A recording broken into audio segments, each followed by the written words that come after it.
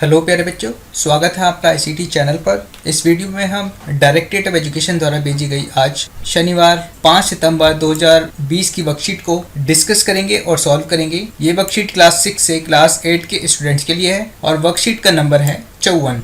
लेकिन आगे बढ़ने से पहले अगर आप चैनल पर नए हैं तो चैनल को सब्सक्राइब करके बेल आइकन में ऑल प्रेस कर लीजिए, क्योंकि डेली नई वर्कशीट के साथ मैं वीडियो लेकर आता रहूंगा। इसके साथ ही बच्चों, आप ये वीडियो स्टार्टिंग से लेकर एंड तक पूरी देखिए, जिससे ये वर्कशीट और इसमें दिए गए क्वेश्चन आंसर्स आपको अच्छे से समझ में आ जाए। इसके साथ ही अगर आपको इस वर्कशीट का इंग्लिश मीडियम का लिंक चाहिए तो वो मैंने वीडियो के नीचे डिस्क्रिप्शन में दे दिया है। आप उस लिंक को क्लिक करके इस वर्कशीट को इंग्लिश में कर सकते हैं। ठीक है बच्चों, तो हमेशा की तरह आपको इस जगह पर अपना नाम फिल कर लेना है और जो भी आपकी क्लास टीचर का नाम है आप वो इस जगह पर लिख लेंगे। ठीक है, तो चलिए सीधा चलते हैं वर्कशीट पर और देखते हैं कि आज की वर्कशीट में हमें क्या दिया हुआ है। ठीक है, तो यहाँ पर हमें एक पैराग्राफ दिया गया है, तो चलिए इसको हम एक बार पढ़ लेते हैं। तो यहाँ पर लिखा है कि बेंगलुरु में रहने वाली इशिता शर्मा ने 6 साल पहले अपशिष्ट शैली को अपनाया। उन्होंने गणेश मूर्ति विसर्जन से होने वाले जल प्रदूषण के बारे में जाना। यह मूर्तियां प्लास्टर ऑफ पेरिस यानी कि रासायनिक पदार्थ जिसका अपघटन होने में लगभग 1 महीना लगता है से बनी थी।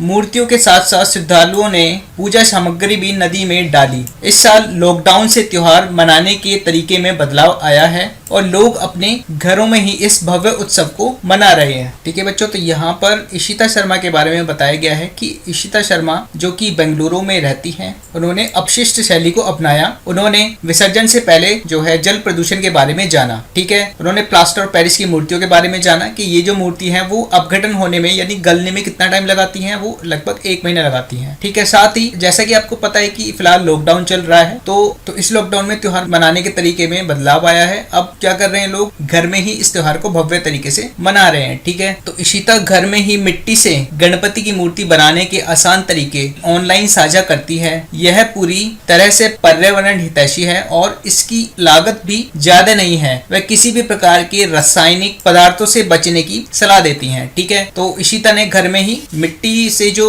गणपति की मूर्ति बनाने के जो आसान तरीके हैं वो ऑनलाइन सबके साथ शेयर करती हैं, सबके साथ साझा करती हैं। ठीक है, ये जो तरीके हैं ये क्या है, पर्यावरण हितैषी है, मतलब इसका पर्यावरण पे कोई असर नहीं पड़ता है। ठीक है, हानिकारक नहीं है और साथ ही रासायनिक पदार्थों से बचने की भी इशिता सलाह देती हैं। ठीक है, इसके साथ ही उनका कहना है कि आप प्रकृति से मिलने वाले रंगों का इस्तेमाल करें या फिर सीधे रसोई में जाकर हल्दी चुकंदर से रंग निकालें। ठीक है, वो ये कहती हैं कि आपको जो प्रकृति से रंग मिले हैं, मतलब कि जो केमिकल कलर हमें नहीं यूज करने हैं, हमें प्राकृतिक कलर यूज करने हैं। ठीक है, आपको ढूंढने हैं। इसके अलावा अगर आपको नहीं मिलते तो आप सीधे रसोई में जाकर हल्दी और चुकंदर से भी रंग निकाल सकते हैं। ठीक है, फिर आगे यहाँ पे लिखा है कि लोगों ने मूर्ति बनाने के लिए रचनात्मक तरीके जैसे चॉकलेट, लाल मिट्टी, सब्जियां और अखबार जैसे जैव निम्नीकरणीय। अब जैव निम्नीकरणीय क्या होता है, वो पदार्थ जो सूक्ष्म जीवों द्वारा कार्बन डाइऑक्साइड, जल और मीथेन जैसे सरल पदार्थों में तोड़ दिए जाते हैं। ठीक है, ऐसे पदार्थों का उपयोग करना शुरू कर दिया है। ठीक है, तो अब लोगों ने क्या किया है, लोगों ने प्लास्टर ऑफ पेरिस की मूर्ति बनाने की जगह उन्होंने क्या किया है, कुछ उन्होंने रचनात्मक तरीके अपना लिए हैं, जैसे कि वो चॉकलेट से बनी मूर्ति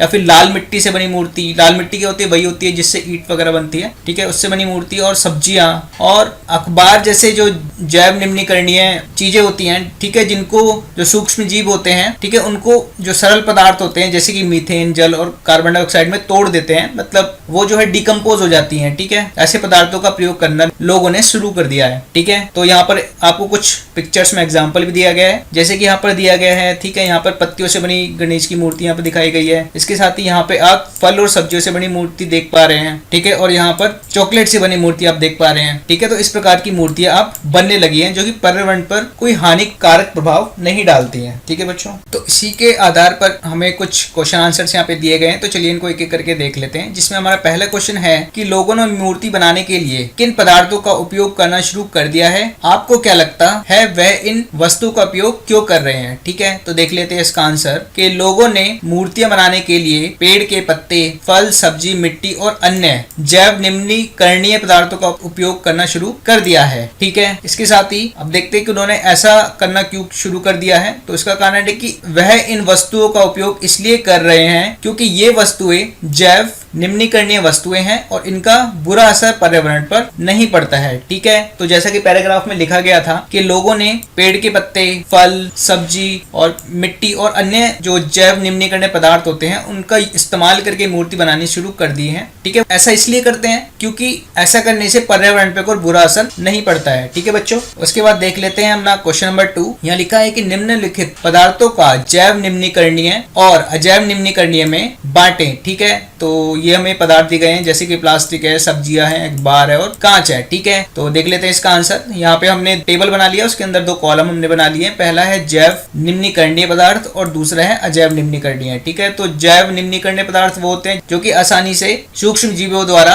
अपघटित कर दिए जाते हैं। ठीक है, इंग्लिश में डिकम्पोज कर दिए जाते हैं। तो इन चारों में से जो 2 हैं जो कि जैव निम्नीकरणीय पदार्थ है, उसमें पहला है आपका सब्जी और दूसरा है अखबार। ठीक है, उसी प्रकार अजैव निम्नीकरणीय में देख लेते हैं। इसमें पहला है आपका प्लास्टिक और दूसरा है कांच। ठीक है, प्लास्टिक और कांच जो है आसानी से अपघटित नहीं होते हैं। ठीक है, इसलिए इनको कहा जाता है अजैव निम्नीकरणीय, क्योंकि ये सालों साल ऐसे ही मिट्टी में पड़े रहते हैं और मिट्टी और पानी को प्रदूषित करते हैं। ठीक है बच्चों, उसके बाद देख लेते हैं हमारा क्वेश्चन नंबर 3। तो यहाँ लिखा है कि पूजा सामग्री में कौन से अपशिष्ट पदार्थ नदियों में डाले जाते हैं, इस कचरे को निपटाने का कोई और तरीका बताइए। ठीक है, तो यहाँ पे पूछा गया है कि जब पूजा सामग्री के कौन कौन से ऐसे अपशिष्ट पदार्थ होते हैं जो कि नदियों में डाले जाते हैं, और अगर डाले भी जाते हैं तो इस कचरे को निपटाने का कोई और तरीका हो सकता है। ठीक है, तो देख लेते हैं यहाँ पे आंसर। यहाँ पे लिखा है कि पूजा सामग्री में मूर्ति, प्लास्टिक की माला, प्लास्टिक बैग, फूलों की पत्ती इत्यादि जैसे अपशिष्ट पदार्थ नदी में डाले जाते हैं। ठीक है, इस कचरे से निपटने के लिए क्या कर सकते हैं, तो इस कचरे को निपटने के लिए हमें जैव निम्नीकरणीय सामग्री का ही उपयोग करना चाहिए और साथ में सरकार को भी नदी और उसके आस पास की जगह को साफ रखने के लिए कदम उठाने चाहिए, जैसे कि डस्टबिन का इस्तेमाल और साफ सफाई इत्यादि। ठीक है, तो अपशिष्ट पदार्थ नदियों में ना पहुंचे उसके लिए एक तो हमें मूर्तियां या फिर जब भी हम पूजा कर रहे हैं तो हमें ऐसी सामग्री का इस्तेमाल करना चाहिए जो कि जैव निम्नीकरणीय सामग्री हो। ठीक है, जो कि आसानी से अपघटित हो जाए। ठीक है, और साथ में सरकार को भी ऐसे कदम उठाने चाहिए जिससे कि पानी साफ रहे, उसके आसपास की जगह साफ रहे। ठीक है, इसके लिए वहां पर वो डस्टबिन लगा सकते हैं और साफ सफाई का वहां पर ध्यान दे सकते हैं नदियों के आसपास। ठीक है बच्चों, तो बच्चों यही थी आपकी आज की वर्कशीट, और ये वर्कशीट आप अपनी कॉपी में नोट जरूर कर लें। और ये वर्कशीट और इसमें दिए गए क्वेश्चन आंसर्स आपको कैसे लगे ये हमें कमेंट करके जरूर बताएं। साथ ही अगर आपको कोई भी डाउट इसके अंदर आता है तो आप कमेंट करके पूछ सकते हैं। इसके साथ ही हमारा एक फेसबुक ग्रुप है जिसका लिंक मैंने वीडियो के नीचे डिस्क्रिप्शन में दे दिया है। फेसबुक ग्रुप पे जो भी वीडियो मैं डालता हूँ उसका लिंक वहां पर पोस्ट कर देता हूँ। ठीक है, तो आप उस ग्रुप को ज्वाइन कर सकते हैं जिससे कि जो भी वीडियो मैं अपलोड करूँ,